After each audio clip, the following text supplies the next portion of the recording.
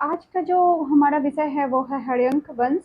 हर्यंक वंश के 132 सालों के साम्राज्य में किन किन राजाओं ने शासन किया, उसके बारे में हम चर्चा करते हैं। 132 सालों के शासन में सबसे पहला बिंबिसार ने हर्यंक वंश की स्थापना भी की और इसे बिंबिसार वंश के नाम से भी कहा जाने लगा, इतिहास में जाना जाता है। तो सबसे पहले बिंबिसार ने 544 से 493 बीसी तक इस पर शासन किया। उसके बाद उसके पुत्र राजा अजातशत्रु ने 493 से लेकर 461 बीसी तक इस पर शासन किया। उसके बाद उदयन, जो कि अजातशत्रु के पुत्र थे, उदयन आए 461 से 445 बीसी तक। उसके बाद उदयन के ये तीन पुत्र थे, अनिरुद्ध, मंडक और नागदशक। इन तीनों ने भी हर्यंक वंश पे शासन किया।